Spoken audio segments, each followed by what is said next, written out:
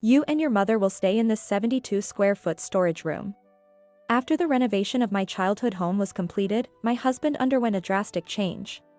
My husband suddenly lashed out, saying he'd been harboring dissatisfaction. He started talking about living with his mother in my renovated family home, which now resembled a brand new house. And he wanted to kick my mother and me out. Filled with memories of my late father, I was shaking with anger at the thought of my childhood home being taken over. My name is Rachel, and I turned 33 this year. I've been married to Michael for 8 years. We both work and have been living with my mother in my childhood home because it's close to our workplace. This arrangement makes Michael, in a sense, a live-in son-in-law. My father passed away before I got married. I hesitated to leave my mother alone and get married, but Michael suggested, if you're worried about leaving your mother alone, let's live together. I was truly happy when he agreed to live in the house my father built for us, even though it was aging. It's full of memories for my mother and me. Michael is the youngest of 3 siblings, and it seems his mother particularly favored the eldest son. He often complained about the stark difference in treatment between his eldest brother and the other brothers. Perhaps his position as the youngest made it easier for him to decide to live in my family home. Hearing his words, I decided to get married. However, there was someone who opposed Michael living in my family home. It was his mother. She might have felt like her son was being taken away. Michael's family home was occupied by his eldest brother and his family, making it difficult for us to live there. Wanting to save money for our own home, I convinced his mother that starting our married life in my rent-free family home was the best option. Although I heard she always favored the eldest son, she suddenly started paying more attention to Michael after that. I didn't expect such a fuss about Michael moving out of his family home, and our relationship with his mother remained strained after our marriage. Recently, Michael began to pay more attention to his mother. Maybe it's because she started doting on him after our engagement. Pleased with his mother's attention, Michael began to prioritize her above everyone else. Moreover, he would get furious if I didn't put his mother first. I've never neglected her and have always tried to be respectful. Yet, to Michael, it seems like I'm belittling his mother compared to my own. Of course, he would never discuss such matters in front of my mother. When we were alone, Michael constantly complained about it. Due to his nagging, I frequently visited his family home. I bring my mother-in-law's favorite souvenir and call her properly before I go, but she's often not home. I felt blatantly avoided, but I had no choice but to visit them. If I didn't, it was clear that my mother-in-law would complain to my husband, saying things like, "She never shows her face, even though she's your wife," or "She doesn't even bring a single gift."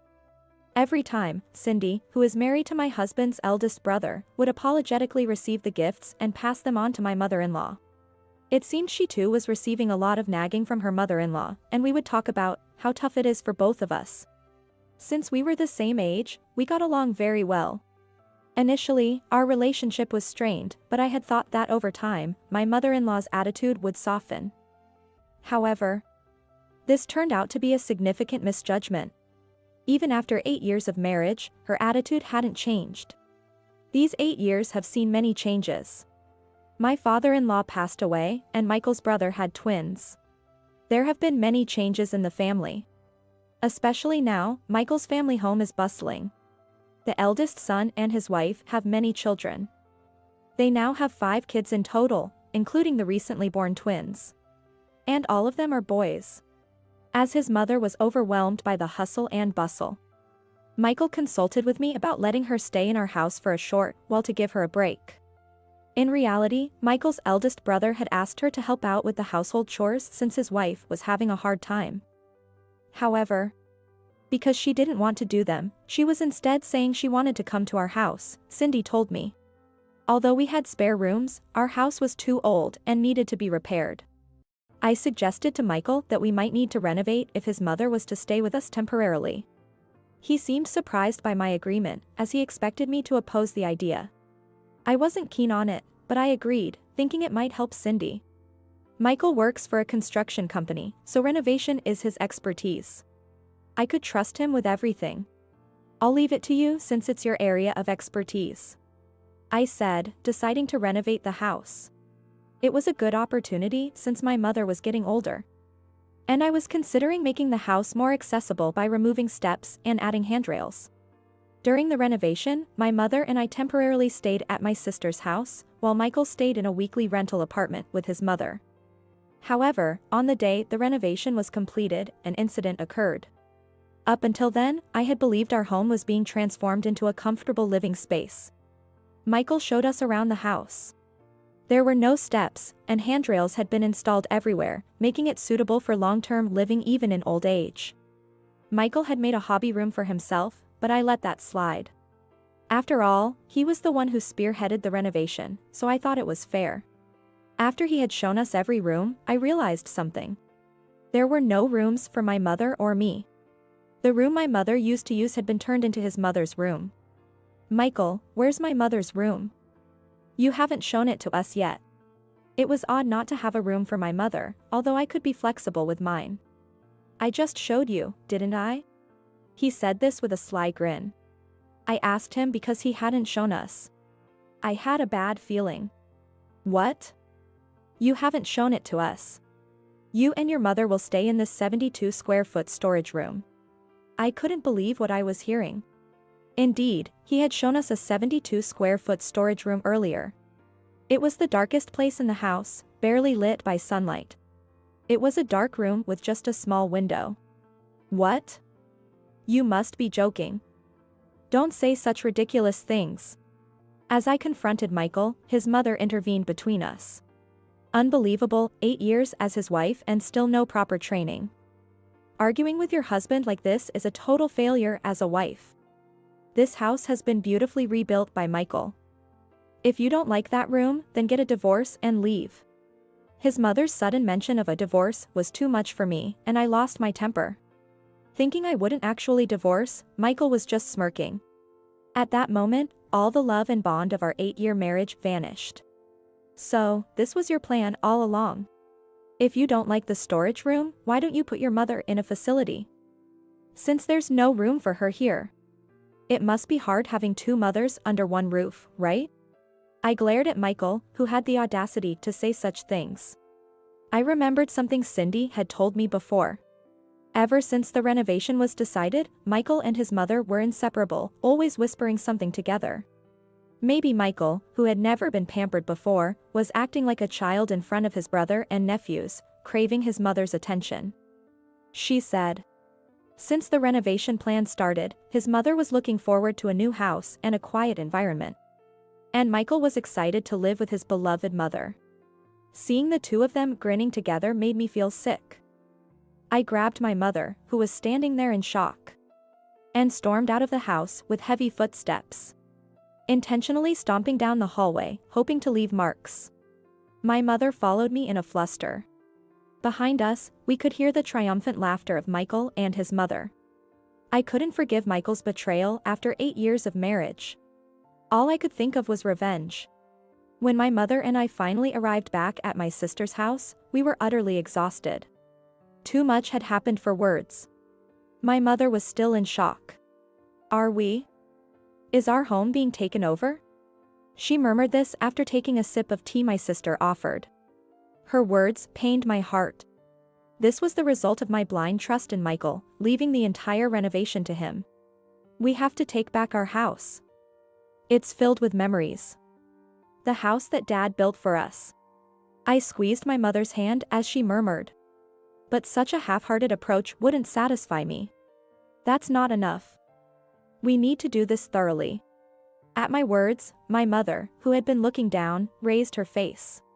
What will we do? I have a plan. I shared my plan with my mother. She looked a bit surprised but nodded quietly. If it's your idea, Rachel, I won't oppose it. With my mother's words, our counterattack against Michael and his mother began. Later, when I approached my childhood home, I noticed a moving truck parked outside. From afar, I could see Michael's mother moving her belongings in. The sheer amount of stuff made it clear that this was not a temporary stay. She intended to live there permanently. She didn't even move an inch, instead directing Michael on where to place her belongings. Michael appeared delighted to assist with the move. Seeing his face only intensified my anger towards them both. After observing the situation at the house, I sought the company of a real estate agent and visited a lawyer we relied upon. I believed this was the only way to counteract Michael's betrayal. I recounted the entire situation to the lawyer, how Michael and his mother had usurped the house following the renovation, and we determined a plan of action. Initially surprised by my story, the lawyer soon shared our indignation after learning about Michael's appalling behavior. Thus, I gained the complete support of both the lawyer and the real estate agent. A week after Michael and his mother had commandeered my childhood home, I paid a visit again.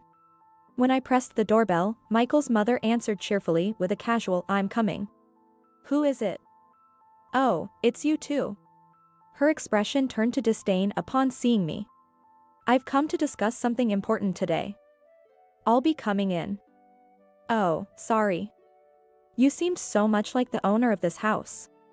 I almost forgot it's actually mine," I said with heavy sarcasm as I boldly entered the house. The home, now renovated with new furniture and appliances, had lost all resemblance to the childhood home of my memories. It felt as though my youthful memories had been completely swept away. Michael was lounging in the living room. Upon seeing me, his reaction mirrored his mother's as he grumbled, "What's this, barging into someone's house unannounced?" "Michael, long time no see. I have something important to discuss, so I came here." I sat across from him at the table with the lawyer also present. "What is it?" "Decided to live in the 72-square-foot room? Moving in alone, I suppose? With such a small room, you can't bring much." Irritated by his comments, I reminded myself to stay calm. Today, I was determined to keep my composure. After all, I was on the winning side. There's no rush. Before we jump to any conclusions, I have a question for you. Why did he renovate my childhood home this way and kick my mother and me out? I wanted to figure out what was his real intention. I believed we had a good relationship as a married couple. I thought his relationship with my mother was fine too. I couldn't comprehend why his attitude had shifted so dramatically. It was too extreme to be simply influenced by his mother. At my query, Michael let out a large, exasperated sigh. And he smirked in a belittling manner again. I grew tired of it. Tired of living like a son-in-law, always being mindful of you and your mother. I've been enduring it all this time. I just want to live with my mother, nobody else," he exclaimed in a semi-irate tone, leaving me in disbelief. He was just a mama's boy. His remarks were so ludicrous I was at a loss for words. Stunned and speechless, I listened as Michael started unleashing his pent-up frustrations. He complained about not being able to live with his mother, and feeling ashamed as a man to be living in his wife's family home. It felt as if I had been deceived, a total reversal of everything he had ever said. His self-imposed patience and subsequent outburst, including his plot to take over my family home, almost seemed psychopathic. If you had so many issues, why didn't you just talk about them? How could I say that? I'm a man. You should have understood without me having to say anything. He shot back, his argument sounding utterly absurd. His mother, listening to all of this, became tearful. I believed this was all a result of her favoring her eldest son, but she didn't seem to see it that way. She appeared to simply pity her son, who was now showing her affection. Faced with this melodramatic family scenario, I couldn't contain my frustration and let out a deep sigh. Michael's voice grew louder, seemingly irked by my attitude. "What's with that attitude? You should be grateful that I even prepared a 72-square-foot room for you too. I could have eliminated your rooms altogether." His face turned red as he spoke, resembling a child throwing a tantrum. "Right. Keeping a room for such a terrible wife. How kind of him. Thanks. Being praised by you makes me happy, Mom." Eager to end this farce quickly, I placed a divorce paper in front of Michael. Of course, I had already filled them in, ready to file. "Please divorce me. I don't want to be married to you after what you've done." Then, I showed him the registration of the house, explaining that it was part of my inheritance from my father and in my name. Upon seeing the documents, Michael seemed to realize something. "I won't divorce. I did the renovation. Even if it's in your name, it should be considered jointly owned. I absolutely won't divorce." Apparently, he thought he would be kicked out of the house if we divorced. Why he thought he could continue to stay here even if he didn't divorce was beyond me. This house is in my name. It's mine. That's why I've sold it. I then presented another document, a contract for the sale of the land and house. Michael and his mother leaned in to check the names and dates on the document. This house is already sold, so please vacate as soon as possible. It looks like we'll have a new buyer soon, so please leave today or tomorrow. I informed them with a smile, watching their faces turn pale. Whether you divorce me or not, you can't live here anymore. I don't want to see your face anymore, so I want a divorce. What? Why? Wasn't it your house? Michael's mother seemed to have misunderstood that the house belonged to her son. Who? He probably didn't expect me to take such drastic measures.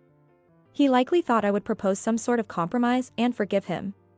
But I'm not that naive, and my love for my husband had already faded. I had no compassion left for him. Please discuss the details with the lawyer. Don't come to me directly. Where should we go if we're kicked out of this house? How can this be? I thought I'd finally found a quiet place to spend my retirement and even a maid. She had always considered my mother and me as mere housekeepers, not family. Thinking it was unhealthy to continue this conversation, I said, "You can go back to your original home and live with your eldest son and his family." "Oh, but you might not be welcomed since you said you were relieved to leave that noisy house." With that, I quickly left my childhood home. It was a house filled with memories. I hesitated to sell it, actually. But after being ridiculed to this extent, I couldn't back down. In reality, the house had already changed beyond recognition. I believe my decision was correct. 3 days later, Michael and his mother hurriedly left the house. I didn't want to keep a house remodeled to their whims, so I had it demolished and sold the land. Seeing the now empty land, I felt a mix of sadness and relief, a complex emotion. Afterward, Michael and his mother temporarily returned to their original home, where they were treated as nuisances by his eldest brother and his family.